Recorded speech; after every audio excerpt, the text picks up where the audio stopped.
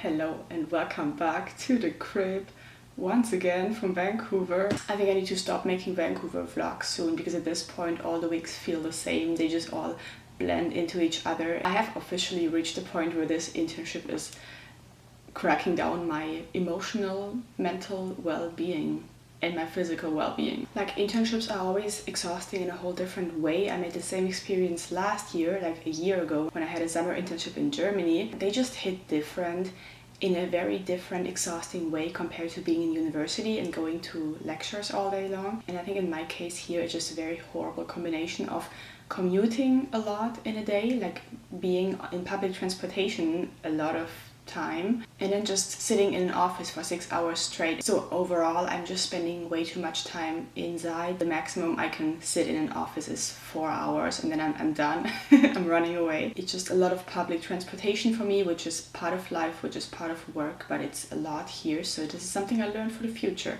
Move close to your workplace because it just adds up over the weeks. It adds up massively. And then the fact that my internship is not paid at all doesn't make it better. Actually, last week I finally took off 3 days. I was sick for 3 days and never missed a day of my internship. I'm such a nerd when it comes to showing up every single day. I was the same way in high school. I've always been the same way. I feel very guilty when I'm not showing up for one day. Last week I told them I'm sick for 3 days, and I had 3 days for myself here at home, figure out things I usually never get to do. But it was a bit interesting because I thought I would just be relaxing and resetting and recovering, but instead I was at home and I just felt my chest tighten up so much. I felt my heart racing, and not race in a good way. I just felt so nervous just by being at home, and that's when I realized, okay, I actually need to slow down. I wasn't even breathing normally anymore. Like, I had to calm myself down to breathe normally, and I just couldn't stop feeling so nervous. I fundamentally need to slow down. I need to stop worrying about so many things, and it's so much easier said than done because I'm very well aware, but it's so hard to implement long term, and I'm working very hard on doing that currently. I don't know, like, currently my mood is so all over the place, and I have very good and very bad days. It's a whole roller coaster. It's this whole roller coaster that comes with being in your 20s, I guess, but also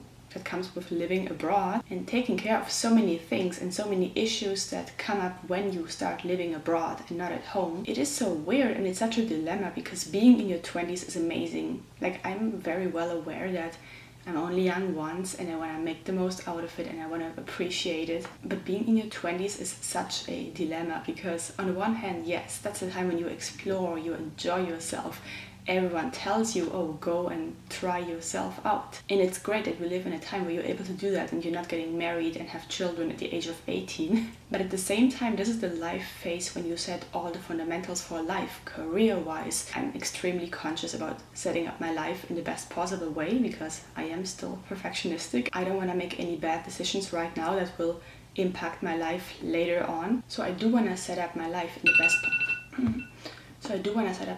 best possible way, but it's this weird clash between explore, enjoy, but also being reasonable, planning out your life, and it's overwhelming. And I catch myself a lot of times being very scared about my own future and actually not feeling optimistic about it. I wish I had more of a specific plan. And I know that's first world problems. Like, I'm in a place in life where I have options, and I'm so grateful to be able to choose. But I'm also the kind of person who gets overwhelmed by a lot of options. My internship here in Vancouver is ending in a month, so in a month I'm going back to Arizona. I will be finishing my very last semester of university in Arizona.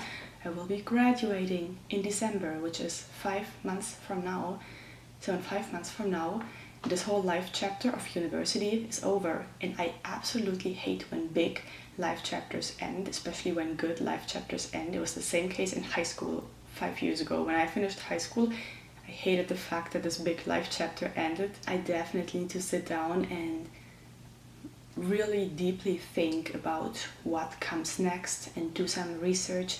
Right now, if I had to make a decision right now on the spot, I would be going back to Europe next year and do my master's somewhere in Europe. Honestly, at this point, it's a small continent. It doesn't have to be Germany, it can be Spain, it can be anywhere in Europe.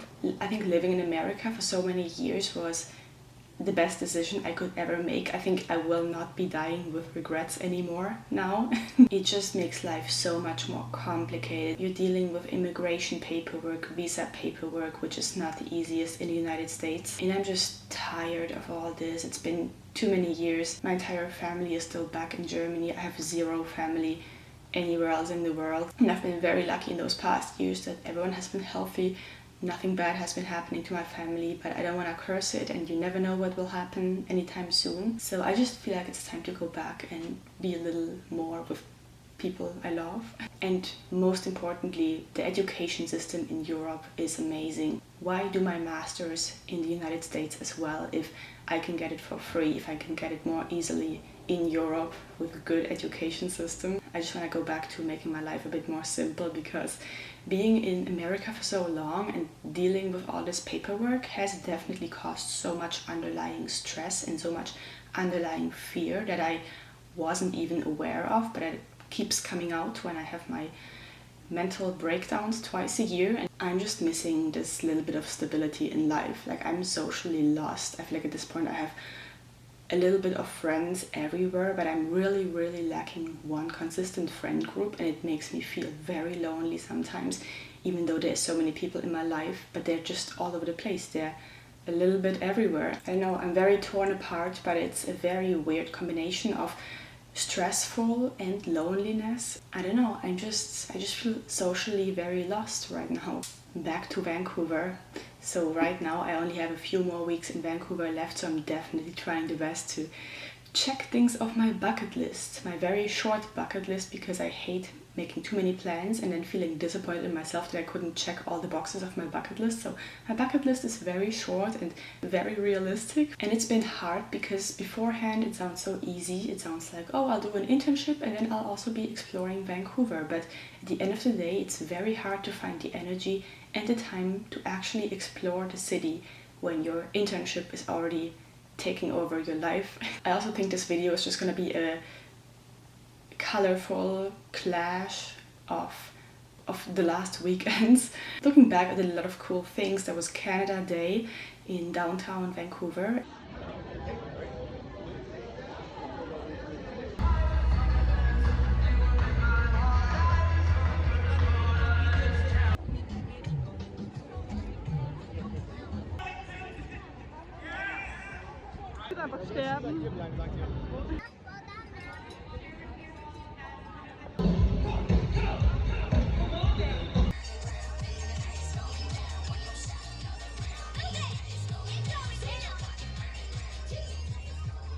Canada Day. We went to the Pacific Dragonboat Festival, which was a few weekends ago, and that was amazing. It was a vibe. It was by Science World in Vancouver.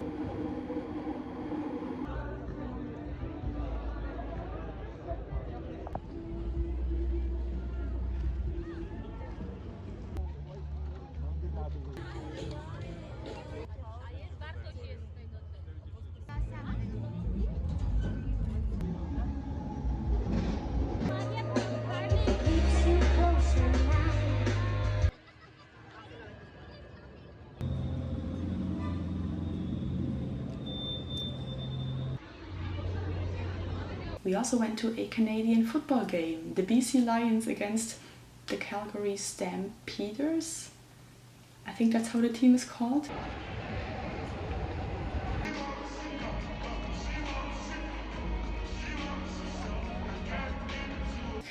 Canadian football, it's the same way like American football, and every time I regret it again. I do it for the sake of the cultural experience, but then my attention span is 5 minutes, and after 5 minutes my brain is not able to watch the game, even though it's a cool vibe to be in the stadium and being there in real life. But American football, Canadian football, I regret it every time again. That's the current situation.